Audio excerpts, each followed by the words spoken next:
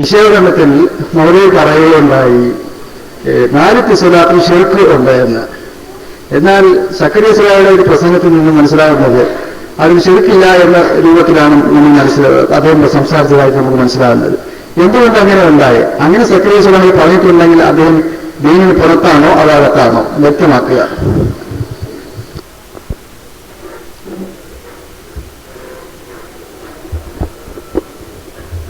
സക്കറിയ സ്വലാഹി അടക്കമുള്ള മുജാഹിദുകൾക്കെതിരെ ധാരാളം ആരോപണങ്ങളുമായി ഇറങ്ങിത്തിരിച്ച കോക്കസ്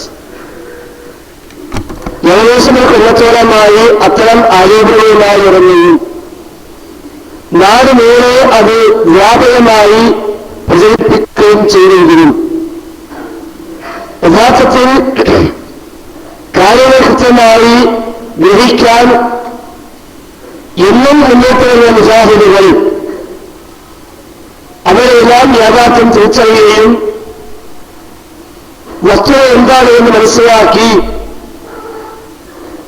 ആ ഹക്കിന്റെ വഴിയിൽ നിൽക്കുകയും ചെയ്തപ്പോൾ എന്തെങ്കിലുമൊക്കെ തൽക്കാലം പറഞ്ഞൊപ്പിച്ച് ജനങ്ങളുടെ ഒഴുക്ക് തടയണമെന്ന ചിന്ത അത്തരം ആളുകൾക്കുണ്ടായി. അവർ കണ്ടെത്തിയ ചില തുരുപ്പ് സീറ്റുകളിൽ ഒന്നാണ് യഥാർത്ഥത്തിൽ നാരിയ സ്വലാത്ത്. ആദ്യം പറഞ്ഞു വിജയപ്രദേശത്ത് വെച്ച് യാതൊരു വിളിക്കാമെന്ന് അപ്പ പറയുന്നത് അതിലൊരുപാട് വേദികളിൽ വിശദീകരിച്ചു. ആൾക്ക് സംഗതി മനസ്സിലായി. മാത്രമല്ല ആ വിശദീകരണത്തിൽ ഏറ്റവും മുകളിൽ ഉപയോഗിച്ച ക്ലിപ്പ് ഈ ടൗൺഹാളിൽ നിന്ന് കിട്ടിയ ക്ലിപ്പായിരുന്നു. ഇതിനു മുമ്പ് ഇതേ വിഷയം തന്നെ പാത്ര ഇസ്തിഹാസ മനസ്സിന് ഖുതുബയുടെ ഭാഷ സ്ത്രീ ജുമായമായത്ത് എന്ന വിഷയങ്ങളിൽ ഈ ടൗൺഹാളിൽ വെച്ച് 2011 ഓർമ്മ ഒരു മുഖാമുഖം നടത്തി. അന്ന് എൽസ്പെസിയ ഉണ്ടായിരുന്നു കൂട്ടത്തിൽ. അന്ന് യാവിഭാഗങ്ങൾക്ക് ചോദ്യം വന്നു. ആ യാവിഭാഗങ്ങൾക്ക് ചോദ്യം വന്നപ്പോ അലസ്മിസിയാന് വളരെ കൃത്യമായി പറഞ്ഞ മറുപടി, ആ മറുപടിയാണ് ഇന്നലെ വരെയുള്ള മുഖാമുഖങ്ങളിൽ ഈ വിഷയം പഠിപ്പിക്കാൻ ഏറ്റവും പ്രധാനമായി ഞങ്ങൾക്ക് ഉപയോഗിച്ചത്.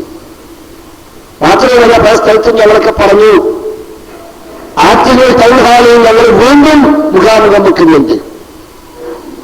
അന്ന് അലസ്മിസിയാനോട് ചോദ്യം ചോദിച്ചത് ഒരു മൂസമിസിയാനായിരുന്നു. ആ മൂസമിസിയാർ ഇനിയും വരികയും അതേ ചോദ്യം ചോദിക്കുകയും ചെയ്താൽ അന്ന് പറഞ്ഞ മറുപടി ഞങ്ങൾ വീണ്ടും പറയും. അലസ്മിസിയേക്ക് ധൈര്യം തന്നെ പറയാൻ എന്ന് ഒരുപാട് സ്ഥലത്ത് ചോദിച്ചു. ധൈര്യം അലസ്മിസിയെ പറഞ്ഞില്ല. പറയേണ്ട ആവശ്യമില്ല. മുഖാമുഖം സംഘടിപ്പിക്കുന്നുണ്ടെങ്കിൽ അല്ലേ ധൈര്യം വേണ്ട ആവശ്യമുള്ളൂ. അവരൊക്കെ നിർത്തി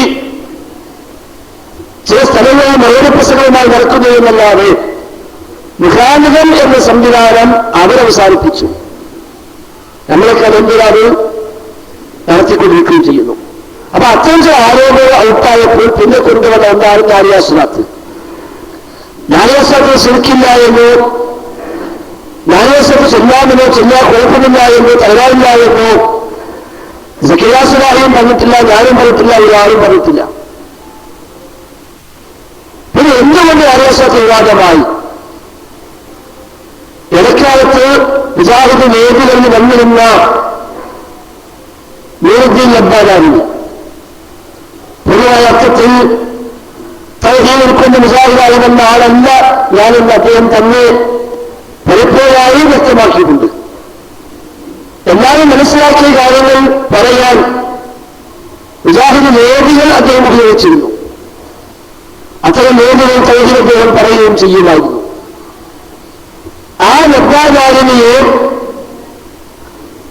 2010 ഒരു AP കാരൻ നേരത്തെ പറഞ്ഞ മാഹിക്കാരൻ ജിഷാൻ അയാൾ ഫോൺ ചെയ്ത് ന്യായാസാത്തുമായി ബന്ധപ്പെട്ട് ചോദ്യം വയ്ക്കാം. അന്ന് ലബ്ബാനാരിനെ പറഞ്ഞത്രേ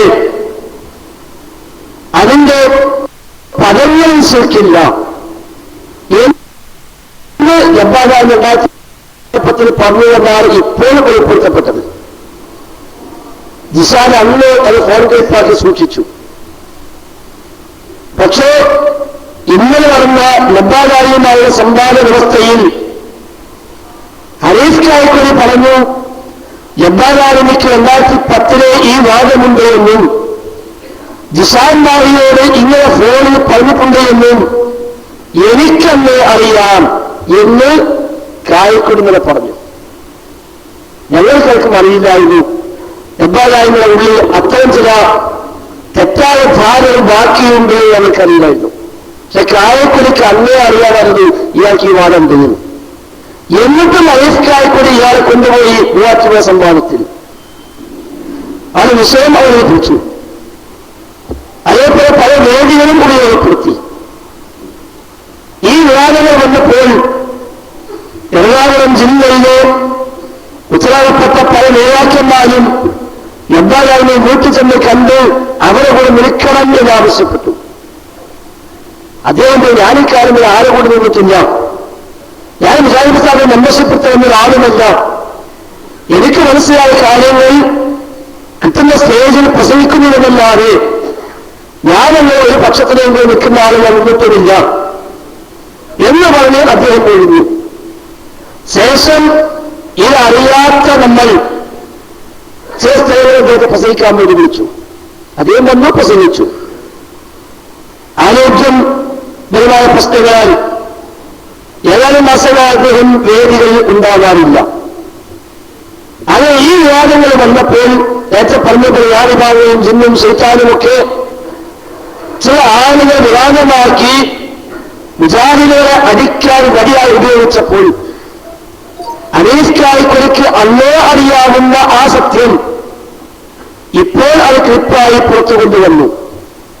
ഞങ്ങൾക്ക് വിചാരിച്ചത് അത് APSന്റെയായ ജിസാനിന്റെ കളിയാണ് എന്നായിരുന്നു. പക്ഷെ ഹരീഫ് കായ്ക്കൊടി ഇന്നലെ അത് പ്രഖ്യാപിച്ചപ്പോൾ നമുക്കൊക്കെ സംശയിക്കേണ്ടി വന്നു. ജിസാനുമായി സ്വകാര്യമായ ചില ബന്ധങ്ങൾ കായ്ക്കൊടിക്കുണ്ടോ എന്ന് സംശയിക്കേണ്ടി വന്നു. ഇന്നലെ ഒക്കെ പറഞ്ഞു എനിക്ക് അന്നേ അറിയാം ഇയാൾക്ക് വിശ്വാസം ചെയ്യുന്നു എങ്കിൽ അന്നേ എതിർക്കേണ്ടതായി നിലപാടായിരുന്നു. പക്ഷെ കായ്ക്കൊടി എതിർത്തില്ല, കൊണ്ടുവന്നു. ഇനി ഈ വിവാദങ്ങൾ വന്നപ്പോൾ കൂട്ടാൻ വേണ്ടി അങ്ങോട്ട് ചേർക്കാൻ വേണ്ടിയും ആളെ പറഞ്ഞയച്ചു. അതിൽ വിജയിക്കാതെ വന്നപ്പോൾ നമ്മൾ ചില വേദികളെ കയറി അതിനുശേഷം ഈ ഗ്രൂപ്പ് പുറത്തുവിട്ടിട്ട് കണ്ട് ജിന്നുകളിൽ ഇപ്പൊ ന്യായശാസ്ത്ര കുഴപ്പമില്ലെന്നാ പറയുന്നത് എന്ന് പറഞ്ഞ് ഇങ്ങോട്ടടിച്ചു. അങ്ങനെയാണ് ന്യായശാസ്ത്രം വീണ്ടും വിവാദമായത്. അപ്പൊ അതിന് പിന്നിൽ കളിച്ച കൈകളിൽ ഹരീഫ് കായ്ക്കൊടിയുടെ കൈയുമുണ്ട് എന്ന് ഇന്നലത്തെ സംസാരത്തോടുകൂടി നാം തീർച്ചയായും സംശയിക്കേണ്ടിയിരിക്കുന്നു. അങ്ങനെ ലബ്ബാദാരിന്റെ ക്ലിപ്പ് പുറത്തു വന്നു. നമുക്കൊന്നും അറിയില്ല എന്താ വിഷയം ആ സമയത്ത്. പല സ്ഥലത്തും ചോദ്യങ്ങൾ വന്നു. ലബ്ബാദാരിയെ പറയുന്നുവല്ലോ അദ്ദേഹത്തെ ബന്ധപ്പെട്ടു ഞങ്ങളൊക്കെ. അദ്ദേഹം പറഞ്ഞു ഞാൻ ഉദ്ദേശിച്ച ഇതാണ് രാജാസ്വർ ചെല്ലുമ്പോൾ അല്ലെങ്കിൽ കുറവ് നബിയെ കൊണ്ട് കെട്ടിക്കൊടുക്കൽ അറിയും, നബിയെ കൊണ്ട് പ്രയാസം ദൂരീകരിക്കപ്പെടും എന്നാണല്ലോ അർത്ഥം. ഒരാൾ പറയുകയാണ് ഏറ്റവും വലിയ പ്രയാസം നരകത്തിൽ പോകലല്ലേ, ആ പ്രയാസം ഒഴിവായി കിട്ടിയത് റസൂല് വന്ന് ദീൻ പഠിപ്പിച്ചുകൊണ്ടല്ലേ, അതുകൊണ്ട് നബിയെ കൊണ്ട് ബുദ്ധിമുട്ട് ഒഴിവാകും എന്ന് പറഞ്ഞാൽ ഇങ്ങനെ ഒരാൾക്ക് പറയാമല്ലോ. ഞാൻ ഒരു സമസ്തക്കാർ എഴുതിയിട്ടുണ്ട്, ന്യായശാസ്ത്രത്തിൽ നബി കാണുമെന്നും നബി കേൾക്കുമെന്നും നബി അറിയുമെന്നും നബി സഹായിക്കുമെന്നും സ്ഥിരാസിയാണ് എന്നും വരെ ന്യായശാസ്ത്രവുമായി ബന്ധപ്പെട്ട് എഴുതിയിട്ടുണ്ട്. അദ്ദേഹം പറഞ്ഞു എങ്കിൽ അത് ശിർക്കിനല്ലേ. പക്ഷെ ഇങ്ങനെ അർത്ഥം വെച്ചാൽ ശിർക്കിന് പറയാൻ കഴിയില്ലല്ലോ. ആ ഒരു അർത്ഥത്തിലാണ് ഞാൻ പറഞ്ഞത്. അപ്പൊ ഞാൻ പറഞ്ഞു നിങ്ങൾ പറഞ്ഞത് ശരിയായിരിക്കാം, പക്ഷേ നിങ്ങൾ പറഞ്ഞതിന് അല്ലാത്ത രൂപങ്ങളിൽ ഇപ്പോൾ ദുരുപയോഗം ചെയ്തുകൊണ്ടിരിക്കുന്നു. അതുകൊണ്ട് നിങ്ങൾ അത് വിശദീകരിക്കണം. ഇങ്ങനെയാണ് ഞാൻ പറഞ്ഞതെന്ന് ആൾക്ക് അറിയിച്ചു കൊടുത്താൽ പിന്നെ ആർക്കും പ്രശ്നമുണ്ടാവില്ല. പക്ഷേ ആ വിശദീകരണം വന്നില്ല. എന്തോ അല്ലാഹു അറിയാം. ഞാൻ ഈ പിന്നിന് വേറെ ആരുടെയും കളിയുണ്ട് നമുക്കറിയില്ല. അത് കഴിഞ്ഞ് ഫേസ്ബുക്കിലും മറ്റും വ്യാപകമായി ഈ കോൺഗ്രസ് കളികൾ കൊണ്ടിറങ്ങും.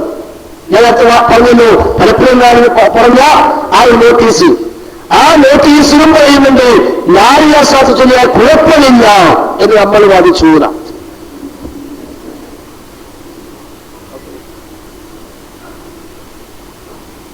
ഈ നോട്ടീസിലും പറഞ്ഞ നമ്മളെ പുതിയ കാര്യമായി അവതരിപ്പിക്കുന്ന കൂട്ടത്തിന് പറയാം എന്ത്, നാരിയ സ്വലാത്ത് ചൊല്ലുന്നതിന് കുഴപ്പമില്ല എന്നത്, നാരിയ സ്വലാത്ത് ചൊല്ലുന്നതിന് കുഴപ്പമില്ല എന്ന് നമ്മളൊക്കെ പറഞ്ഞതിന് പച്ചയായി എഴുതിയിട്ടു. കേരളം തിരുവങ്ങാടി മണ്ഡലം കമ്മിറ്റി ഇങ്ങനെ എഴുതി പ്രചരിപ്പിച്ചപ്പോൾ ചില മുഖാമുകളിൽ ചോദ്യം വന്നു. ഉദാഹരണമായി സക്കിയ സുലാഹിയോട് ഫറൂഖിയെ വെച്ച് നടത്തിയ മുഖാമുഖത്തിൽ ചോദ്യം വന്നു. ഇങ്ങനെ ലബ്ബാദായി പറയാൻ കേൾക്കുന്നുണ്ടല്ലോ, അപ്പൊ ലബ്ബാദാവിന്റെ ക്ലിപ്പ് എന്തായെന്ന് സലാഹി നമ്മൾ കേട്ടിട്ടില്ല. അതുകൊണ്ട് സലാഹി ഒരു ചെറിയ വിശദീകരണം മാത്രം നൽകി അത് അവസാനിപ്പിച്ചു. ഖത്തറിൽ വെച്ചെത്തിയ മുഖാമുഖത്തിൽ കഴിഞ്ഞ പെരുന്നാളിന് ശേഷം എന്നോട് ചോദ്യമുണ്ടായി. നാരിയാസ്വാത്തിനെ കുറിച്ച് സക്കിയ സുലാഹി ഇങ്ങനെ പറഞ്ഞു, ലബ്ബാദാവിന്റെ അങ്ങനെയും പറഞ്ഞു, ഏതാണ് ശരി? നാരിയാസ്വാത്ത് ശിർക്കാണോ എന്നല്ല ചോദ്യം. ആ ചോദ്യമാണെങ്കിൽ ശിർക്ക് തന്നെ തീർത്തു പറയും. ഈ രണ്ടാളും പറഞ്ഞതിന് ഏതാ ശരി ചോദ്യം? ചോദ്യത്തിനാണോ മറുപടി?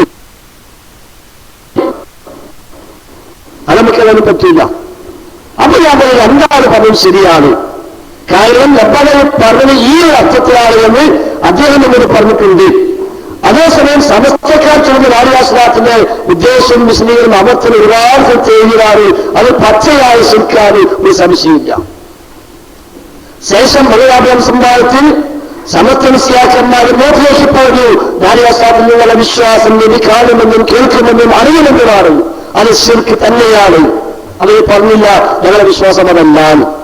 നേരത്തെ പറഞ്ഞല്ലോ ഹക്കുജാവർക്കത്തോട് ചോദിക്കാതെ ഇനി അവിടെയും ഒരാൾ വിശ്വസിക്കാം. മുഹീദ് അതുകൊണ്ട് അപ്പേ ഷാക്കറെന്ന് പറയുമ്പോൾ അത് മുഹീദ് കേൾക്കുന്നുണ്ട്, മുഹീദ് അറിയുന്നുണ്ട്, മുഹീദ് ഇടപെടുന്നുണ്ടോ വിശ്വസിക്കണമെങ്കിലോ അതും ശിർക്കാവും, സംശയമില്ല. അവരെ വിശദീകരിച്ചു. അങ്ങനെ എല്ലാ കാസർഗോഡ് മുഖാന്തരത്തിൽ വളരെ വ്യക്തമായി നമ്മൾ പറഞ്ഞു. അതിനുശേഷം ലബ്ബാദാവിന് ഒരു പടി കൂടി കടന്നുകൊണ്ട് പറഞ്ഞു, നാരിയാസ്ലാത്തിന്റെ പരവരെ ശിർക്കില്ല എന്ന്. അത് ശിർക്കില്ലെന്ന് ആര് സ്ഥാപിക്കാൻ തയ്യാറായാലും ഞാൻ അവരുമായി സമ്പാദ്യം തയ്യാറാണ്. അപ്പൊ നമുക്ക് മനസ്സിലായി ഇയാൾക്ക് പറ്റിയ അബദ്ധമല്ല. പക്ഷെ കായക്കൊടിക്ക് 2010 അറിയാം ഇയാൾക്ക് വിശ്വാസമുണ്ട്, എന്നിട്ടും കായക്കൊടി ഉണ്ടായിരുന്നു. നമുക്ക് മറന്നു കാര്യം അറിയുമല്ലോ. ആശ്വാസമെന്ന് പറഞ്ഞ ശൈത്താൻ വഴി പാടില്ല. അത് അങ്ങനത്തെ ശൈത്താനൊപ്പം ഉണ്ടെങ്കിൽ ഒരു പക്ഷെ കിട്ടുകയായിരിക്കാം. നമുക്ക് വിശ്വാസമില്ല. അതായത് നമുക്ക് വൈകിട്ട് അറിയുകയുമില്ല. ഇതയാൾ പറഞ്ഞപ്പോൾ അപ്പോൾ നമ്മൾ മനസ്സിലാക്കി ഇത് സംഗതി പ്രശ്നമാണ്. അങ്ങനെയാണ് ആ സമയങ്ങളിൽ തന്നെ പെരുമ്പാവൂരിൽ ഹുസൈൻ സലഫിന്റെ പ്രഭാഷണത്തിന്റെ കൂടെ അദ്ദേഹത്തിന്റെ പേരും നോട്ടീസ് വന്നിരുന്നു. ഇങ്ങനെ ഒരു പ്രശ്നം പുറത്തേക്ക് വന്നപ്പോൾ നോട്ടീസ് നമ്മൾ മാറ്റിയടിച്ചു. അദ്ദേഹം ആ സ്ഥിതിക്കില്ല, നമ്മൾ കയറ്റിയില്ല. കാരണം ആ ധാരണ ശരിയല്ല, ആ വിശ്വാസം ശരിയല്ല, ന്യായീകരിക്കാൻ കഴിയില്ല എന്നുകൊണ്ട് തന്നെ ന്യായീകരിക്കാൻ ആവശ്യം നമുക്ക് ഇല്ലതാകും. തെറ്റാന്ന് പറഞ്ഞാലും തെറ്റാന്ന് പറയണം. അത് കഴിഞ്ഞ് ഇപ്പോൾ കഴിഞ്ഞ 6-ാം തീയതി തൃശ്ശൂർ വാടാനപ്പള്ളി മുഖാമുഖം സംഘടിപ്പിച്ചു. അതിന്റെ പ്രോഗ്രാമിലും സംഘാടകർ ലബ്ബാദാവിനെ ഉൾപ്പെടുത്തിയിരുന്നു. ഈ രണ്ടാമത്തെ ക്ലിപ്പ് അദ്ദേഹത്തെ പുറത്തു വന്നത് അതിനുശേഷമാണ്. അപ്പോൾ ഞാൻ അദ്ദേഹത്തെ വിളിച്ചു. ഞാൻ നിങ്ങൾ ആ പ്രോഗ്രാമിൽ പങ്കെടുക്കേണ്ടതില്ല, വാടാനപ്പള്ളി പ്രോഗ്രാമിൽ താങ്കൾ പങ്കെടുക്കേണ്ടതില്ല. അപ്പൊ അദ്ദേഹം പറയാതെ ഞാനും അതാണ് ഉദ്ദേശിച്ചത്, ഞാൻ വന്ന് പങ്കെടുത്തിട്ട് മുജാഹിദ് പ്രസ്ഥാനത്തിന് പ്രയാസം വേണ്ടല്ലോ, അതുകൊണ്ട് ഞാൻ വരുന്നില്ല. ആ പ്രോഗ്രാമിൽ ചോദ്യം വന്നു ലബ്ബാദാവിനുമായി ബന്ധപ്പെട്ട്. ഞാൻ പറഞ്ഞു, അദ്ദേഹത്തോട് ബന്ധപ്പെട്ടപ്പോൾ അദ്ദേഹം പറഞ്ഞിട്ടുണ്ട് ഞാൻ പൂർണ്ണമായ മുജാഹിദല്ല.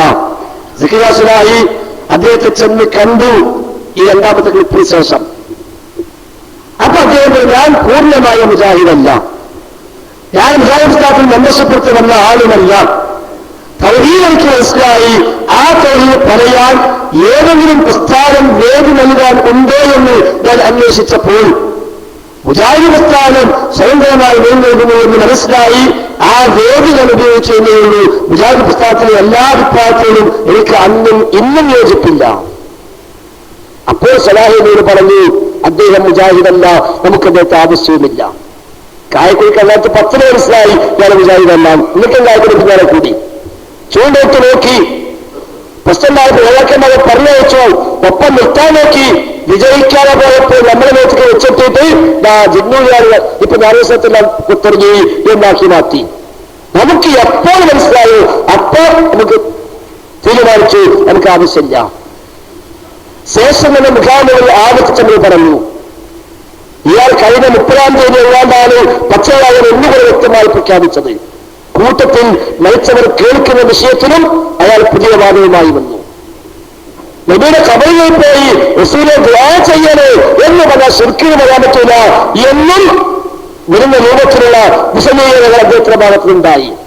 കഴിഞ്ഞ 30-ാം തീയതി തൊട്ടുടനെ 2-ാം തീയതി വെളുത്തിരാട്ടുള്ള പ്രോഗ്രാമിൽ PK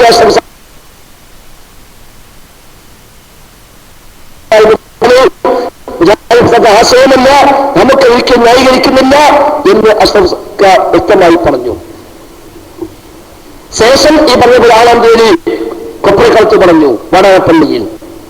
അതിനു മുമ്പ് 5-ാം തീയതി മാറഞ്ചേരി പുറഞ്ഞു വെച്ച് നടത്തിയ ആവശ്യ യോഗത്തിൽ പറഞ്ഞു. 7-ാം തീയതി മുഖാമുഖത്തിലും പറഞ്ഞു. 10-ാം തീയതി ചെമ്മാട് കൈവന്തത്തിൽ മുഖാമുഖത്തിലും പറഞ്ഞു. നമ്മൾ അവിടെ എല്ലാം പറഞ്ഞു. ആ 10-ാം തീയതി അനസ്മിസിയാര് 10-ഓ 11-നോ അനസ്മിസിയാര് 11 അനസ്മിസിയാര് കോഴിക്കോട് വെച്ച് പറഞ്ഞു, ലബ്ബക്കുട്ടിയെ ജിന്നൂരികൾ അമ്മത്വത്തിൽ നിന്ന് ഉപേക്ഷിച്ചിരിക്കുന്നു, പക്ഷെ ഞങ്ങൾ നിങ്ങളുടെ ചുമലിൽ തന്നെ അതിനെ കൊണ്ടുവന്നു വെക്കും. അപ്പൊ നമുക്ക് മനസ്സിലായി നാടകത്തിന്റെ ഭാഗമാണ് ഇതും. അമ്മത്വത്തിൽ ഉപേക്ഷിച്ചു, പക്ഷെ നിങ്ങളെ പുറത്തുകൊണ്ട് വെക്കുന്നതാണത്. അപ്പൊ അവരുടെ ആവശ്യം എന്താ? ലബ്ബാദാരിമയുടെ ഈ പാലുവാരും നമ്മളെ വെച്ച് വെച്ചിട്ടുള്ള ആവശ്യം അല്ല. ലബ്ബാദാരിക്ക് വെച്ചുവെച്ചെങ്കിൽ അത് തിരുത്തിക്കൊടുക്കാനോ അല്ലെങ്കിൽ അത് നമുക്ക് വാദമെന്നാണ് പറയാനോ അല്ല. മാത്രമല്ല ഈ നിർത്തി ലബ്ബാദാരിമയെ ഈ 2010 ശേഷമാണ് പുലിക്കൽ മതത്തിന് അറബി കോളേജിൽ കൊണ്ടുപോയി സ്വീകരണം നൽകി അനുമോദിച്ച് അബ്ദുറഹ്മാൻ സലഫി കിതാബും പാരിതോഷികവും നൽകിയത് ഈ ദാരിമിക്ക്. അന്ന് കായക്കൊടിക്കറിയാം ഇയാൾക്ക് വിശ്വാസം ഉണ്ടെന്ന്, ഞങ്ങൾക്ക് അറിയില്ല. അതിനുശേഷമാണ് വല്ലപ്പുഴയിൽ പണ്ട് സംഗമത്തിൽ ലബ്ബാദാരിന് പങ്കെടുത്തപ്പോൾ TP അബ്ദുൽ ഖാദർ അതിന് ഉദ്ഘാടനം ചെയ്തു. അബ്ദുറഹ്മാൻ സലഫി മുഖ്യപ്രഭാഷണം നിർവഹിച്ചു. അന്നും കായക്കൊടിക്കറിയാം ഇയാൾ ആവശ്യമില്ല. എന്നിട്ടും ഇത് പൊരിക്കാൻ വേണ്ടി കായക്കൊടി കൂട്ടുന്നു. നമുക്ക് ബോധ്യമായ ഉടനെ പറഞ്ഞു ഇല്ല, നമുക്ക് മാതിരിയില്ല. അപ്പൊ അനസ്മിസ്ലിയോട് പറയാ അങ്ങനെ ഒഴിവാക്കാൻ പറ്റില്ല, നിങ്ങളെ മേഖല വെച്ചിട്ടും. അപ്പൊ ഇതിന് പിന്നെ താല്പര്യങ്ങൾ മറ്റു നൽകുമാണ് മനസ്സിലായി. നമ്മൾ പച്ചയായി പറഞ്ഞാൽ ശരിക്കും സംശയമില്ല. എന്നിട്ട് ഇന്നത്തെ സമ്പാദന വ്യവസ്ഥയിലും അനസ്മിസ്ലിയോട് പറഞ്ഞു ലബ്ബാദാരിനെ ജിന്നിയെ ഒഴിവാക്കിയിരിക്കുന്നു, പക്ഷെ ഒഴിവാക്കാൻ സമ്മതിക്കൂല. അപ്പൊ ഒന്നുകൂടെ വ്യക്തമായി. 11-ാം തീയതി രംഗത്താളിൽ വെച്ച് അനസ്മിസ്ലിയാർ തന്നെ പറഞ്ഞു. 9-ാം തീയതി രംഗത്താളിൽ വെച്ച് അനസ്മിസ്ലിയാർ പറഞ്ഞു 13 കോഴിക്കോട്.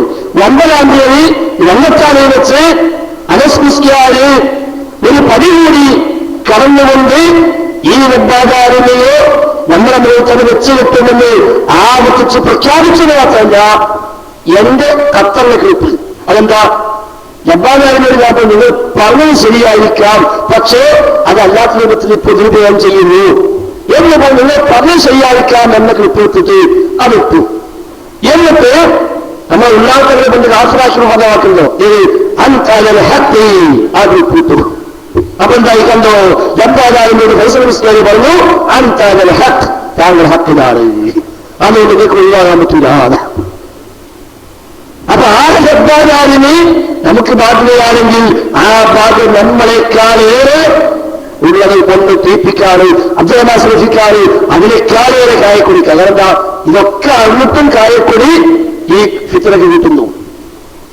എന്നിട്ടും അവരെ കൂടാത്തിൽ പിടിച്ചു നിർത്താതെ പണിയുമെടുത്തു. ഒപ്പം നിൽക്കുന്നതാണ് മനസ്സിലായി. അദ്ദേഹം നമ്മുടെ വേദനയിൽ വന്നു. നമ്മളെപ്പോഴും നിന്നിട്ടില്ല. അമ്മയോട് പറഞ്ഞതാണ് ഞാൻ ആരെ കൂടി നിന്നിട്ടില്ല, ആരോടൊപ്പം പോകുന്നതുമല്ല, മുൻവശപ്പെടുത്തിയിട്ടില്ല. നമ്മുടെ ചില വേദികൾ മുപ്പരെ കൊണ്ട് കയറ്റിയിട്ട് നമ്മളാളാക്കി മാറ്റിയിട്ട് ഈ പഴയ പാപഭാഗം നമ്മളെ ചുമയിൽ വെച്ച് കെട്ടാനാണ് നീ ശ്രമിച്ചത്. അപ്പൊ അതുകൊണ്ട് നാരേശ്വരത്ത് ശിർക്കാണ് വെച്ച സക്രാശനായും മുസ്ലിംസാരും മുസ്ലിം സമിതിയും എല്ലാവർക്കും ഒറ്റവാക്കി പോലെ പറയുന്ന ശിർക്ക് തന്നെയാണ്. അപ്പോഴല്ലോ ജബ്ബാറിന് അറിയാൻ പറഞ്ഞു ഇയാൾ ഇങ്ങനെ പറഞ്ഞു ഏതാ ശരി എന്ന് ചോദിച്ചപ്പോൾ രണ്ടും ശരിയാണ്, കാരണം പറഞ്ഞത് ഇങ്ങനെയാണ്. പകരം അങ്ങനെ എന്താ മനസ്സിലായപ്പോഴോ മാത്രം ശരിയല്ല, തെറ്റാണ് ശരിയല്ല. അതുകൊണ്ട് നാരേശ്വരത്ത് ശിർക്കുണ്ടോ? ശിർക്ക് തന്നെ. ശ്രീനിവാസനാണ് ചോദിച്ചപ്പോൾ എന്താ പറയുക? ശിർക്ക് തന്നെ.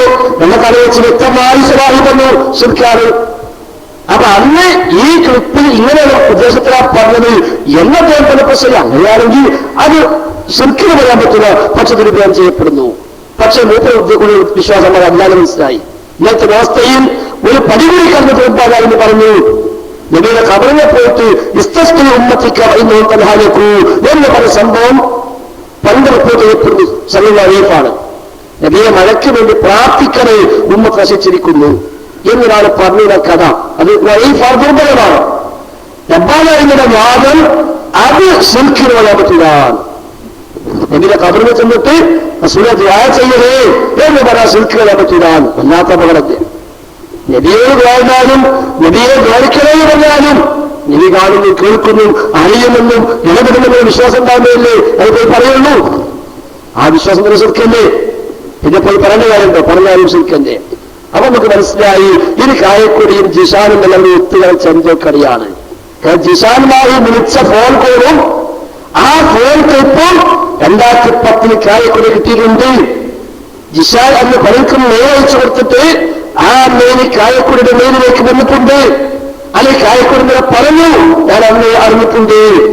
എന്നിട്ടും കായക്കൊടി കൂട്ടുനിന്നു. ഇതിന്റെ സമ്പാദ വ്യവസ്ഥ കഴിഞ്ഞിട്ട് പിന്നെ ഓരോ വാസ്തുവിൽ കയറിയപ്പോ ജബ്ബാദാറിന്റെ അല്ല പ്രശ്നം, ജിന്നൂരികളും ഫൈസൽ മുസ്ലിയാരും സക്കയാശാലും ഹുസൈൻ സലഫും പിഎന്നും അതാ പ്രശ്നം. ജബ്ബാദാരും ഇല്ല. അപ്പൊ ആരോ ചോദിച്ചു മക്കത്തെല്ലാം ലബ്ബയ്ക്കുള്ള ലബ്ബയ്ക്കുള്ള ഇവരുടെ ലബ്ബ എടുക്കണമെന്നത്. അപ്പൊ അവിടെ കംപ്ലീറ്റ് പരാമർശം നമ്മളെ പറ്റി. പിന്നെ എങ്ങനെയെങ്കിലും നമ്മുടെ മേത്തേക്ക് വെച്ച് കെട്ടിയിട്ട് വേണം. കാരണം വേറെ ഒന്നും കേസില്ല. യായ്പാന്ന് വെച്ച് കെട്ടി. അപ്പൊ അത് അനസിന്റെ മേത്തേക്കപ്പെട്ടത്. അനസാറിന് ഏറ്റവും വ്യക്തമായി ആ വിഷയം പറഞ്ഞത്. ഹയ്യും ഹാദിനും കാവിലും കൊണ്ടുവന്നു. അപ്പൊ ഹയ്യും അതും കാവിലും പോക്കലൊക്കെ മൂപ്പിക്കായിട്ട് ഉപയോഗിച്ചത്. അപ്പൊ അതും ഫിറ്റായില്ല. അങ്ങനെ ഏതൊക്കെ കൊണ്ടുവന്നു, ഭൗതികബോധം കൊണ്ടുവന്നു. അത് ഏറ്റാൻ മാത്രം അതിന് പണ്ട് പല ക്ലിപ്പ് ഇഷ്ടം പോലെ. ലിഫിന്റെ കുറിച്ചിട്ട് നോക്കി അനസ്കുസിയാല് മറുപടി കേരളത്തെ ക്ലിപ്പ്, അനസിന്റെ ക്ലിപ്പ്. സംഗതി കുറിച്ചൊക്കെയാണെങ്കിലും ചില മെച്ചങ്ങൾ പലപ്പോഴുണ്ടായിട്ടുണ്ട്. അപ്പൊ എന്തുകൊണ്ടെന്നാലും അതിലെല്ലാം നമുക്ക് തിരിച്ചു കൊടുക്കാൻ ഓരോ വിൽപ്പന കിട്ടി. അപ്പൊ അതും യേശുദാനപ്പാട് ഇതെടുത്തിട്ടത്. അപ്പൊ അതുകൊണ്ട് ഇതും ജിഷാനും ഇവരൊക്കെ പല ഒത്തുകളിച്ച് ചില കളിയുണ്ടാക്കി അതൊരു പൂഴ്ത്തി വെച്ച് ഇങ്ങനെയെങ്കിലും ഇപ്പോൾ അത് അടിക്കാൻ വേണ്ടി ദുരുപയോഗം ചെയ്യുന്നു എന്നാണ് നമ്മൾ മനസ്സിലാക്കുന്നത്. അല്ലാഹു ശരി, ക്ലിയറായി. അടുത്താണ്. എന്റെ സ്ഥലം കല്ലറാണ്. ജനങ്ങളെ കാണിക്കാൻ വേണ്ടി ഇബാദത്ത് ചെയ്താൽ അത് ശരിക്കും വിഭാഗത്തിൽപ്പെടുന്നതാണ്. എന്നാൽ വിജയത്തിൽ തെറ്റാണെന്ന് മനസ്സിലാക്കുന്ന ധാരാളം പേർ അവരോട് സാദൃശ്യം പുലർത്തി അവരോട് പേരുകയാണ്. അവർക്ക് കാര്യങ്ങൾ പറയാൻ ജനങ്ങളെന്ന് വിചാരിക്കും, ആണെന്ന് വിചാരിക്കും, എങ്ങനെ അതാണ് അവരുടെ വാദം. അതേപോലെ തന്നെ സ്ത്രീകളുടെ കല്യാണം തെറ്റാണെന്ന് മുസ്ലിങ്ങളായ എല്ലാവർക്കും അറിയാവുന്നതാണ്. അതിൽ പങ്കെടുക്കുന്നതിനെ കുറിച്ചും അവർക്ക് ചോദിച്ചു കഴിഞ്ഞാൽ നമ്മൾ ബന്ധുക്കളും വിചാരിക്കും, മറ്റുള്ളവർ എന്ത് കരുതും എന്നുള്ള ഒരു വാദമാണ്. അതേപോലെ തന്നെ സ്വന്തമായ വശത്തിന് ആരും താടിയുടെ വിഷയം ഏത് സംസാരിച്ചാലും അവർക്ക് ഇസ്ലാമിന്റെ രീതിയിൽ നിന്ന് ഒരു വ്യക്തമായ ഒരു മറുപടി പറയാൻ പറ്റില്ല. എന്നാൽ ജനങ്ങൾ എന്ത് കരുതും എന്നുള്ളൊരു വിശ്വാസമാണ്. ഇത് വിധത്തിന്റെ അല്ലെങ്കിൽ ശരിക്കിന്റെ കടത്തിൽ പെടുന്നതാണ് എന്താണെന്ന് അറിയാൻ ആഗ്രഹമുണ്ട്.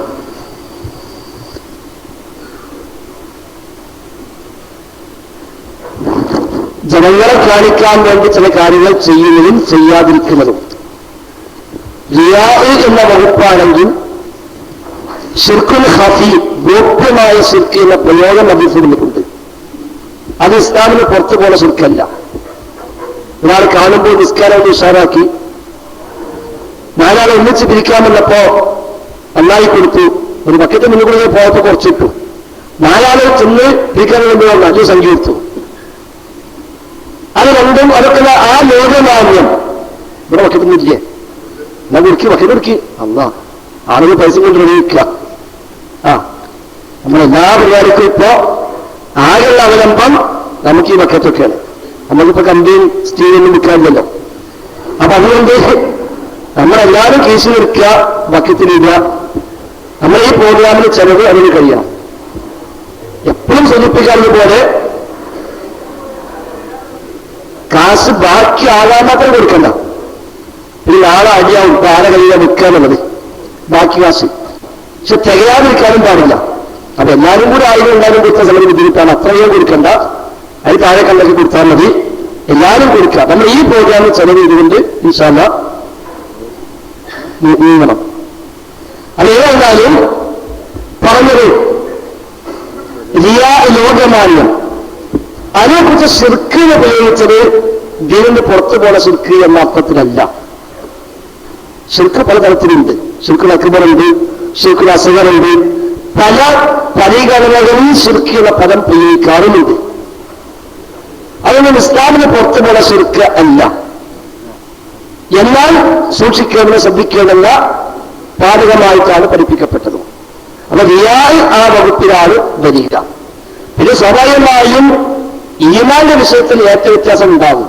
എല്ലാവരും ഒരേപോലെ ഈമാൻ പൂർണ്ണമായവർ ആവില്ല.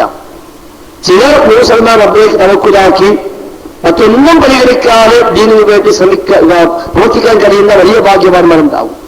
ചില കാര്യങ്ങൾ പഠിച്ചു വരുമ്പോൾ ആ വിഷയത്തിൽ ഒന്നുകൂടി ക്ലിയറാവുകയും ചെയ്യും. അപ്പൊ അത്തരം ആൾക്ക് നമ്മുടെ ഗൗരവം പറഞ്ഞു കൊടുക്കുക എന്നാണ്. അല്ലാതെ ഒരാൾക്ക് അങ്ങനെയെല്ലാം ചെയ്യുമ്പോഴേക്ക് അയാൾ ശിർക്കായി അല്ലെങ്കിൽ മുസ്ലിക്കായി, ഇനി അയാളെ നിസ്കരിക്കാൻ പറ്റൂല, അയാൾക്ക് ബന്ധം പറ്റൂല എന്ന് പറഞ്ഞ് ആ ശൈലിയിലേക്ക് നമ്മുടെ സംസാരങ്ങൾ പോയിക്കൂടാ. ഒരുപക്ഷെ ആ സുഹൃത്തിന് അറിയാത്തതുകൊണ്ടായിരിക്കാം, ആ സുഹൃത്തിന് ഒരുപക്ഷെ അറിയാത്തതുകൊണ്ടായിരിക്കാം.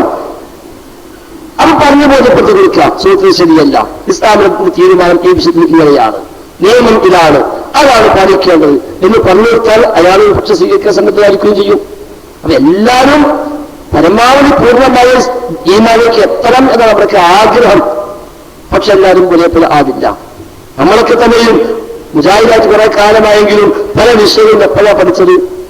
ചില വിവാദങ്ങൾ വന്നപ്പോൾ അല്ലേ? കൊല്ലങ്ങളായി തൗഹീദ് മനസ്സിലാക്കി തൗഹീദിനെ പ്രസംഗിച്ചൊക്കെ നടന്നെങ്കിലും പലപ്പോഴും ചില വിഷയങ്ങൾ പറഞ്ഞത് 2002 വിവാദത്തോടു കൂടി. വിവാദം പറഞ്ഞത് ഇപ്പോഴത്തെ വിവാദം പറയുന്നു. ഓരോ സന്ദർഭം സാഹചര്യം എല്ലാം ഒരുക്കി തരുന്നു.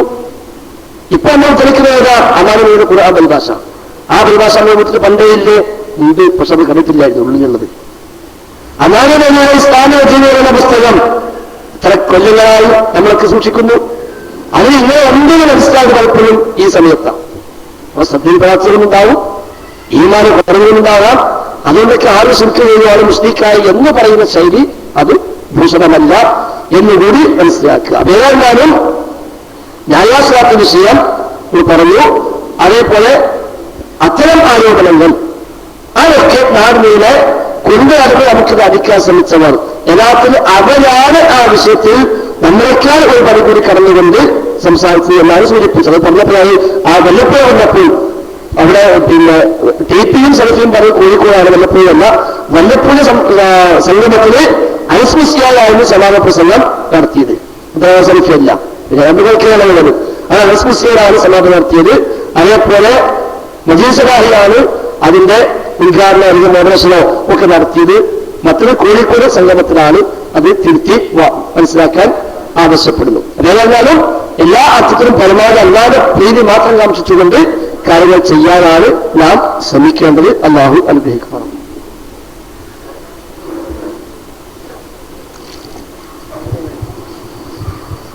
പ്രാർത്ഥന, മൗലിക, കുത്തിരിയത്ത്, മാല മൗലിക, നാരസിനാത്ത് തുടങ്ങിയ ഓടുന്ന പഞ്ചാമര നമ്മുടെ സമയത്തുണ്ട്. അപ്പൊ അവരോട് നമ്മൾ സത്യം തുറന്നു പറഞ്ഞു, ഇതുപോലെയുള്ള ധാരാളം വിഷയങ്ങൾ ഇതിനകത്തുണ്ട്, അല്ലാതെന്ന് പറഞ്ഞുള്ള പ്രാർത്ഥന ഉണ്ട്. അപ്പൊ നിങ്ങൾ ഇതിൽ നിന്ന് വിട്ടുമാറുകയും സാധാരണക്കാരെ അറിവില്ലാത്ത ജനങ്ങളെ ഇതിനു വേണ്ടിയുള്ള പ്രവർത്തനം നടത്തണമെന്ന് അവർക്ക് പറയുകയും ചെയ്തു. പക്ഷെ അവർ പലപ്പോഴും അവരുടേതായ യാതൊരുവിധമാണ് ഉന്നയിക്കാറുള്ളത്. അപ്പൊ അങ്ങനെയുള്ളവരുടെ പിറകിൽ നിന്ന് നമസ്കരിക്കുക എന്നതിന്റെ ഇസ്ലാമിക വിധി എന്താണെന്ന് അറിയാൻ ആഗ്രഹിക്കുന്നു.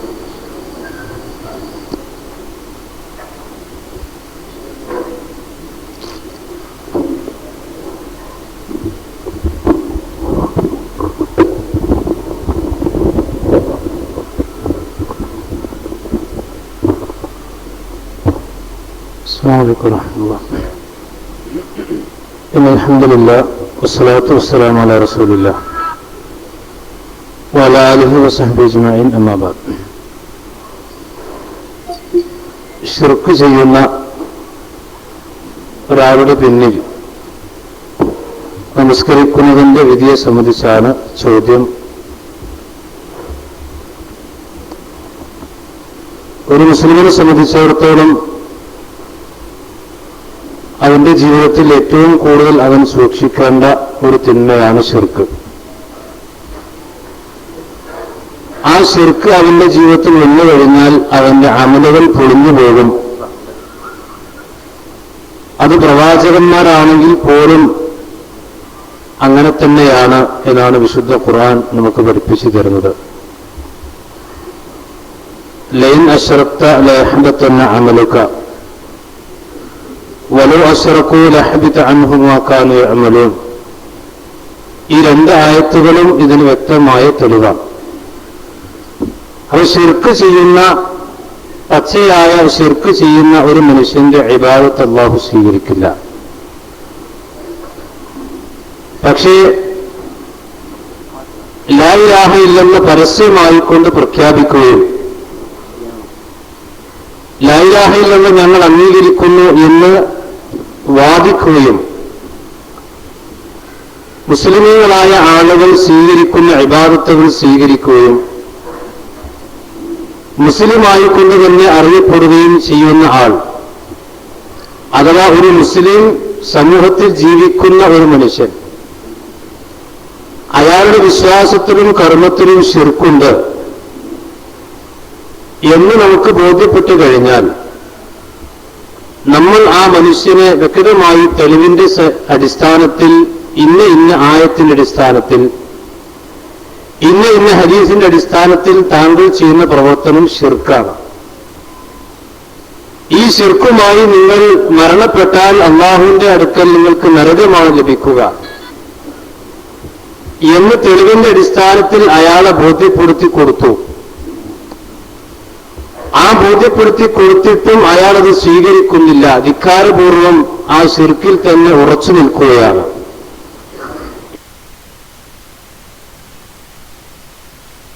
എങ്കിലെ വിധിയാണ്.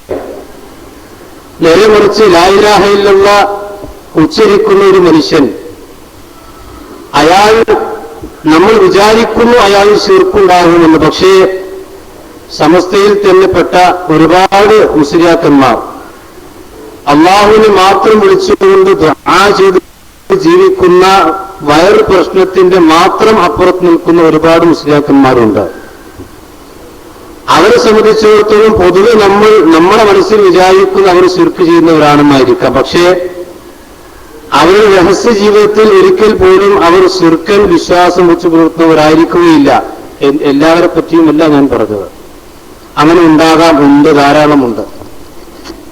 അങ്ങനെയുള്ള ഒരു മനുഷ്യൻ അപ്പുറത്ത് നിൽക്കുന്നു എന്നതിന്റെ പേരിൽ മാത്രം അയാളുടെ ബാക്കിൽ നമുക്ക് നമസ്കരിക്കാൻ പാടില്ല എന്ന് പറയുന്നതും ശരിയല്ല. അപ്പൊ ശിർക്ക് അയാൾക്ക് ബോധ്യപ്പെടുത്തി കൊടുത്ത് ആ ബോധ്യപ്പെട്ട വിഷയം അയാൾ സ്വീകരിക്കാൻ തയ്യാറാകാതെ ധിക്കാരപൂർവ്വം അയാൾ അതിനെ അവഗണിച്ച് കളയുകയാണെങ്കിൽ ഒരിക്കലും അവരുടെ പിന്നിൽ നമസ്കരിക്കരുത്. നമസ്കരിച്ചാൽ നമസ്കാരം ശരിയും ആവുകയില്ല. അല്ലാഹു സുബ്ഹാനഹു വ തആല ആലം.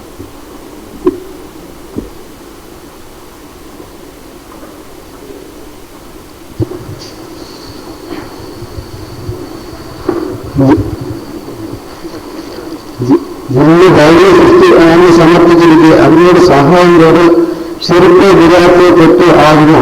അങ്ങനെ ആകുമെങ്കിൽ ഖുർആനിൽ അല്ലാഹു പറയുന്നു, മുന്നിൽ മനുഷ്യർ പരസ്പര സഹായികളാകുന്നതാണ് ഖുർആൻ എന്നോട് കൊണ്ടുവരാൻ സാധിക്കുകയെല്ലാം പറയുന്നുമില്ല. അവസ്ഥയിൽ പരീക്ഷണമുണ്ട്.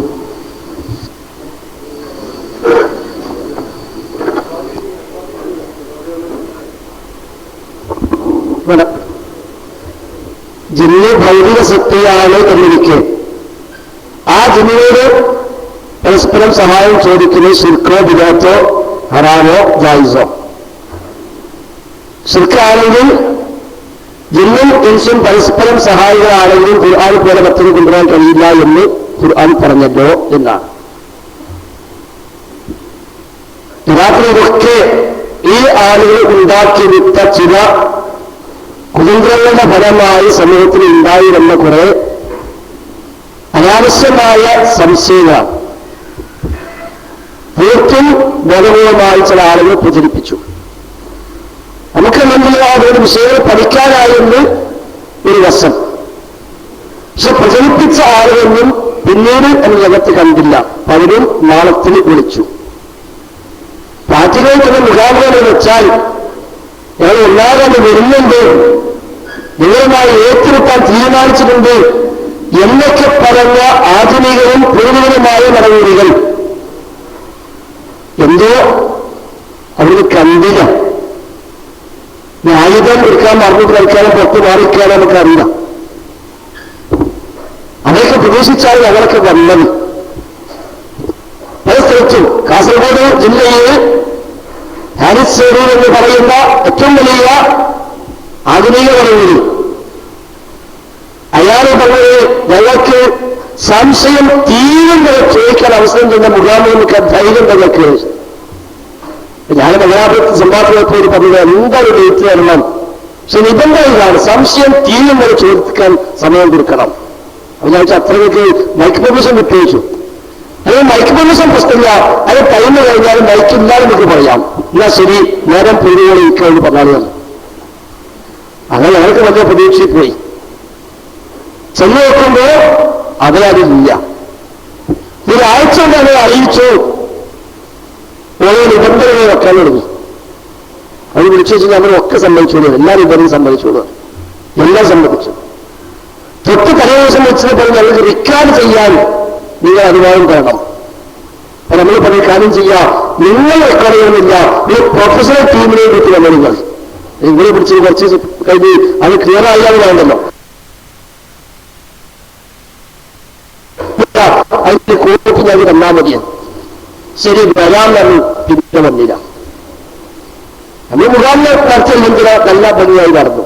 അത് കഴിഞ്ഞപ്പോ ആളുകളുടെ ഓടിയൊക്കെ നിന്നെങ്കിൽ ഇന്നൊക്കെ ദൈവം അങ്ങനെ വെക്കാന്ന് വെച്ച് അവരോട് ചില ആളുകൾ അവിടെ വെച്ചു. ഇവരും വെച്ചു, വിളിച്ചൊന്നില്ല. നിങ്ങൾക്ക് ധൈര്യം ഇങ്ങനെ വെക്കാൻ. അപ്പൊ എനിക്ക് നിവൃത്തില്ല. അങ്ങനെ അവരെ അനസും അനീഫും കൂടി ചെന്നു. അവർ പോയത് മാത്രമല്ല, മലയാളത്തിലും പയ്യന്നൂരിലൊക്കെ പറഞ്ഞ ടീമിൽ ആദ്യം ഇറക്കി. ഈ സദസ്സിന്റെ സെന്ററിൽ ഒരു കസേര ചോദിക്കാറ്, ഒരു ചുറ്റും വെച്ച് കസേരകൾ, അതിന് ഫുള്ള് ആ ഗുണ്ടാ ടീം. ഒരു കാര്യം ചോദിച്ചു നമ്മുടെ പ്രവർത്തകൻ. രണ്ടാമത് ചോദിക്കാൻ എടുത്തപ്പോ കുപ്പായം പിടിച്ച് വലിച്ചു. ചോദിക്കാൻ തന്നെ ഭാവന കണ്ടപ്പോൾ കുപ്പായം കീറി ഉണ്ടായി, കല്ലായി, അടിപിടിയുമായി. അതിലേക്ക് ഏതോർത്തും ഡേറ്റ് ഇട്ടിട്ട് അവർ കഴുത്തിൽ മുറുക്കി. കഴുത്തില്ലാതെ ആകെ മുറിഞ്ഞ് ചോര വന്നു, ആകെ പ്രശ്നമായി. അപ്പൊ അനസ്മിസ്യാന കമാൻഡ് ആരും ജിമ്മിയാണ്, പ്രോഗ്രാം കളിക്കാമെന്നവരാണ് എന്നത് മൂപ്പരവാക സ്ക്രൂ ചെയ്തു. അവർക്ക് അഭിമുഖായി അത് വഴിക്ക് പോകുന്നു. അതാണ് അവരെ മുഖാമുഖം. കൊടുവള്ളി വെച്ച് പണ്ട് അനസ്മിസ്യെ ചോദിച്ചിരുന്നത് ധൈര്യം മുഖാമുഖം നടത്താൻ. 10 മുഖാമുഖം നടത്തുമ്പോഴേക്ക് ഇങ്ങനെ ഇല്ലാതാവുന്നു. സമയം ചെയ്യാൻ 10 മുഖാമുഖം നടത്തിയപ്പോഴേക്ക് ഓടിക്കാനായി.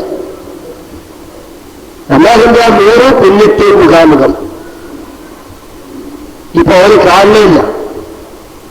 അതേതായിരുന്നാലും ഇപ്പൊ മുഖാമുഖം എന്ന് മാത്രമല്ല, നമ്മൾ സമയത്തുള്ള മുഖാമുഖത്തിൽ നയിക്കുന്നതിന് മുഖം കാണിക്കാൻ വേണ്ടി ഇതിനകത്ത് കൊടുത്തു ചേർപ്പ് അവരായി മാറിയത്.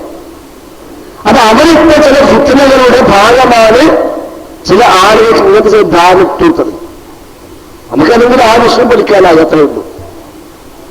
അപ്പൊ ജിന്ന് ഭൗതികമാണ് എന്ന് നമ്മൾ പാക്കിയതല്ല. അള്ളാഹു വിശുദ്ധ ഖുർആനിലെ കാലത്തെ അല്ല പഠിപ്പിച്ചതാണ്. അള്ളാഹിനെ പോലെ ആരുന്നില്ല, അള്ളാഹിനെ പോലെ ആരുന്നില്ല. ജിന്നില്ല, മലക്കില്ല, ഇൻസുമില്ല, ഒന്നുമില്ല. അപ്പൊ അള്ളാഹുവിന്റെ പ്രത്യേകത അവൻ കാര്യകാല ബന്ധങ്ങൾക്ക് അതീതമായ കഴിവുകളുടെ ഉടമയാണ്. റബ്ബിനെ പോലെ ആരുമില്ല. അഥവാ കാര്യകാല ബന്ധങ്ങൾക്ക് അതീതമായ കഴിവുകൾ ഒരു പടപ്പിനുമില്ല. അപ്പൊ ജിന്നും മലക്കും മനുഷ്യരും മൃഗങ്ങളും പക്ഷികളും എല്ലാം കാര്യകാല ബന്ധങ്ങളുടെ ഉള്ളിൽ, എല്ലാ കാര്യകാല ബന്ധത്തിന്റെ ഉള്ളിലുള്ള എല്ലാം നമുക്ക് ഉപയോഗിക്കാൻ അനുവാദമുണ്ടോ? ഇല്ല. അനുവാദമുള്ള ഉപയോഗിക്കാം, അല്ലാതെ പറ്റില്ല. മനുഷ്യരെ പരസ്പരം ഉപയോഗപ്പെടുത്താൻ അനുവാദമുണ്ട്, നിബന്ധനയോടുകൂടി. മനുഷ്യൻ ഭൗതികമാണല്ലോ, അത് ഈ ഭൗതിക താല്പര്യക്കാർക്കും അത് പ്രവർത്തനമില്ല.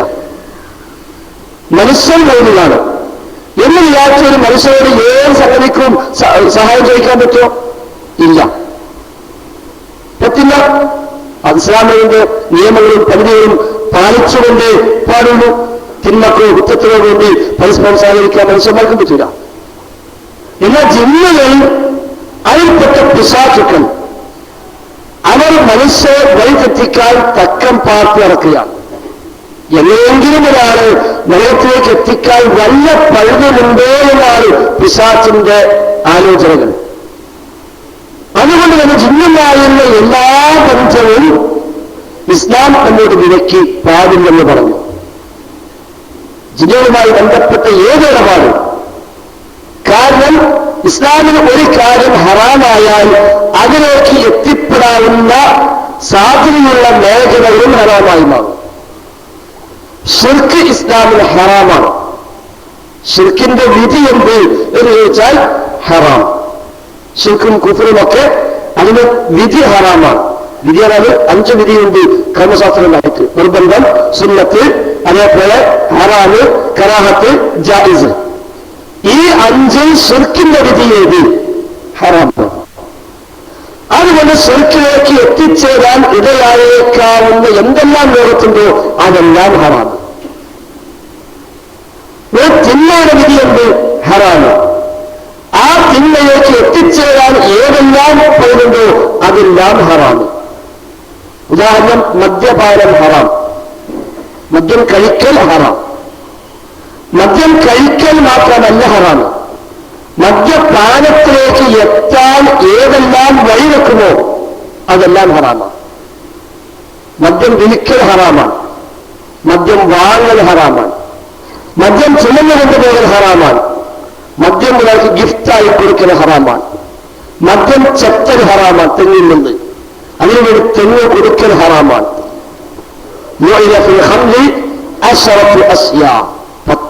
മദ്യത്തിൽ 10 കാര്യം ശപിക്കപ്പെട്ടിരിക്കുന്നു എന്നാണ്. എന്താണ് മദ്യം ചത്താൻ തെങ്ങുത്താൻ ഹറാമി? അത് മദ്യപാനത്തേക്കുള്ള വഴിയാണ്. വഴികളെല്ലാം അടച്ചു. വ്യഭിചാരം ഹറാം. വ്യഭിചാരം മാത്രമല്ല ഹറാമി, വ്യഭിചാരത്തിലേക്ക് എത്താൻ ഏതെല്ലാം വഴിയുണ്ടോ ആ വഴികൾ ഹറാം. അതുകൊണ്ട് അന്യ സ്ത്രീ പുരുഷന്മാർ തമ്മിൽ ഇടക്കലരിൽ ഇസ്ലാം വിലക്കി. എന്തുകൊണ്ട്? അത് തിന്മയിലേക്ക് എത്തിക്കും. അന്യ സ്ത്രീയെ സ്പർശിക്കൽ ഹറാം. എന്തുകൊണ്ട്? വ്യഭിചാരത്തിലേക്ക് എത്തും. അന്യ സ്ത്രീയെ ന്യായമല്ലാത്ത ഒരു കാണൽ ഹറാം. എന്തുകൊണ്ട്? അത് വ്യഭിചാരത്തിലേക്ക് എത്തിക്കും. എന്നപോലെ ശിർക്കിന്റെ വിധി ഹറാം. ആ ശിർക്കിലേക്ക് എത്താൻ ഏതെല്ലാം വഴിയാകുമോ അതൊക്കെ ഹറാം. അതുകൊണ്ട് ഖബർ കെട്ടുവീഴ്ത്തൽ ഹറാമായത്. ഖബർ കെട്ടുവീഴ്ത്തൽ ഹറാം. എന്തുകൊണ്ട്? ഖബർ കെട്ടുവീഴ്ത്തിക്കഴിഞ്ഞാൽ അത് ആരാധനാ കേന്ദ്രമായി മാറും, ശിർക്ക് നടക്കും. പ്രതിമയുണ്ടാക്കൽ ഹറാം. എന്തുകൊണ്ട്? പ്രതിമകളാണ് പിന്നീട് ആരാധിക്കപ്പെടുക. എന്നതുപോലെ ജിന്നുകളുമായ എല്ലാ ബന്ധവും നിഷിദ്ധം. കാരണം അത് ശിർക്കിലേക്ക് എത്തിക്കും. എന്നാൽ ജിന്നുകളെ പ്രാർത്ഥിക്കുകയും അഭൗതികമായി തേടുകയും അഭൗതികമായി കഴിവുകൊണ്ട് വിശ്വസിക്കുകയും ചെയ്യുകയാണെങ്കിലോ അവിടെ ശിർക്ക് സംഭവിച്ചു. അതിലേക്ക് എത്തിപ്പെടാൻ ഏതെല്ലാം വഴിയുണ്ടോ ആ വഴികളെല്ലാം നിഷിദ്ധമാക്കി. അതുകൊണ്ട് ജിന്നിനെ ആരാധിക്കുന്നില്ല, പ്രാർത്ഥിക്കുന്നില്ല, പൂജിക്കുന്നില്ല, ബിംബത്തെ കൽപ്പിക്കുന്നില്ല, ഒന്നുമില്ല. എന്നാൽ പോലും ജിന്നിനോട് ചെറിയ ചെറിയ ബന്ധങ്ങൾ പോലും ഗൗരവമായി ഇസ്ലാം കണ്ടു. അത് പാടില്ല എന്ന് പറഞ്ഞു. എന്നാൽ അയസ്മിസിയുടെ വാദപ്രകാരം അതിന് വലിയ കുഴപ്പമില്ല. ജിന്നുകളെ മുന്നിൽ വന്ന എന്താ സുഹൃത്ത്, എന്താ ജിന്ന് സുഖല്ലേ, എന്തൊക്കെ വിശേഷം എന്നൊക്കെ ചോദിച്ചാൽ അത് തകരാറില്ല എന്നാണ് അയസ്മിസിയാർ പണ്ട് നമ്മൾ സ്റ്റേജിൽ പറഞ്ഞത്. അതുതന്നെയാണ് മൂപ്പയ്ക്ക് വെച്ചിട്ട് തകരാറ്. മൂപ്പർ ജിന്ന് പിടിച്ചു. അന്ന് പറഞ്ഞു എന്താ സുഹൃത്ത് സുഖാവേശ കുഴപ്പമില്ല. നമ്മൾ അന്നേ മനസ്സിലായി ഈ പുക അപകടത്തിലേക്കാണ്. ഈ പുക അപകടത്തിലേക്ക് മുന്നിൽ ജിന്ന് വന്ന് നേക്കിനെ പ്രത്യക്ഷപ്പെട്ട് ഞാൻ ജിന്നാണ് എന്ന് പറഞ്ഞാൽ നമ്മൾ ചെയ്തതെന്താ? എന്ന് പറഞ്ഞ് രക്ഷപ്പെട്ടു പോകാൻ വേണ്ടത്. അനസ് പറഞ്ഞതോ എന്താ സുഹൃത്ത് സുഖല്ലേ വിശേഷം എന്തൊക്കെ എന്നൊക്കെ ചോദിച്ചാൽ തയ്യാറുമില്ല. കേട്ടില്ലേ അനസിന്റെ ആ ഒരു പ്രഖ്യാപനം?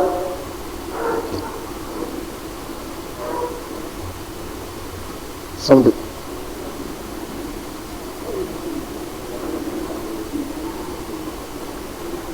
മനസ്സിന് വല്ലാതെ സൗണ്ട് പോയില്ല എന്ന് പറയാനേ.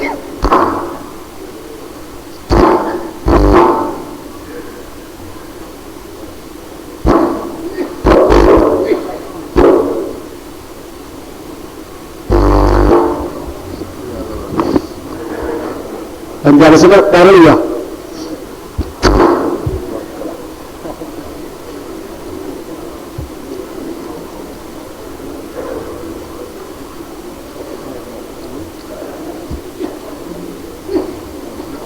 ശരിയാ പറഞ്ഞാൽ മതി. അപ്പൊ ഏതായാലും ജിന്ന് മുമ്പിൽ വന്നു.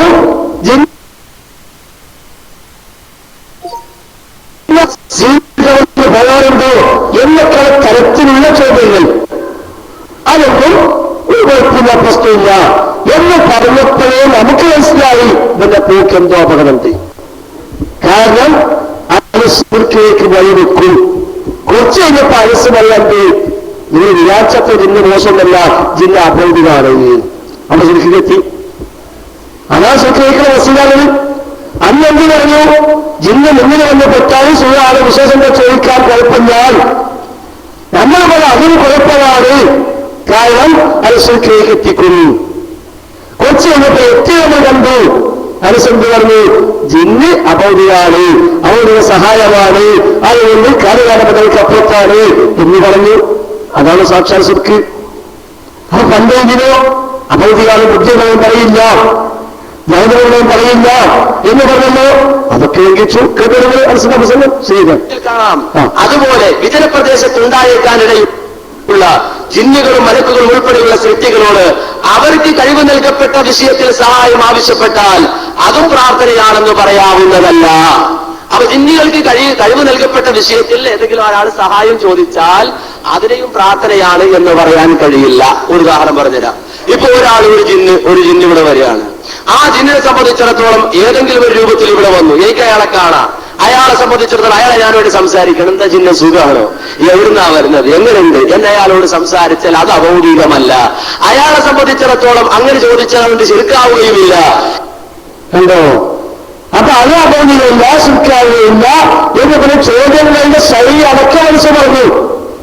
എന്താ ജിന്ന സുഖമാണോ, എന്തൊക്കെ വിശേഷം, എവിടുന്നാ വരുന്നത്, എങ്ങോട്ടാ പോണത് എന്നൊക്കെ ചോദിക്കുന്നത് ആ ചോദ്യ ശൈലി അടക്കുന്നത് പറഞ്ഞപ്പോൾ മനസ്സിലായി ഈ പോക്ക് അപകടമാണ്. നമ്മളെ സംബന്ധിച്ച് മുന്നിൽ വരിക ഞാൻ ജിന്നാന്ന് പറഞ്ഞാൽ അഴുതില്ല ആവശ്യത്തിന് ജീവി എന്ന് പറഞ്ഞ് രക്ഷപ്പെട്ടു പോകാൻ വേണ്ടത്. അങ്ങനെ എന്താ വിശ്വാസം സുഖമാണോ, എന്താ സുഹൃത്ത് എന്ന് വെച്ച് കൂട്ടത്തിന് അപകടം. അങ്ങനെ കൂടി അനസ് അപ്പൊ മനസ്സിലായി ഇതെന്തായാലും ഇതിനപ്പുറത്ത് പോയി ചാടും. അവിടെ പോയി ചാടി പെട്ടുകൊണ്ട് വന്നു. ജിന്നത്ര മോശമല്ല, ജിന്ന അഭൗതികമാണ്, ജിന്ന അഭൗതികമാണ്, ജിന്ന് കാലുകാലങ്ങളുടെ പുറത്താണ്. കഴിഞ്ഞ കൊല്ലം വരെ അല്ല മാസങ്ങൾ മുമ്പ് വരെ ഇത് പ്രസംഗിച്ച ആരസാ വന്നത്. പണ്ട് ഇത് തിരുവനന്തപുരത്തുനിന്ന് സെൽഫി സെന്റർ നടത്തി പോയതാണ്. ഈ ടൗൺ ഹാളിൽ ഞാനും അരസും ഒന്നിച്ചു കൊണ്ട് നടത്തി കഴിഞ്ഞ വിഭാഗം അന്നാലും മൂസ ഇസ്ലാം ചോദിച്ചത് ആ വിഭാഗമല്ല. അപ്പോഴാണ് സൗഖ്യാദികള് ചെറുപ്പത്തിലാക്കി പരാമർശവിധേയമായത്. അന്ന് അനസ് പറഞ്ഞെന്താ അത് കേൾക്കുന്നത് നല്ലതാ, ഓർമ്മയ്ക്ക് നല്ലതാ. അതുകൊണ്ട് പറഞ്ഞ അനസ്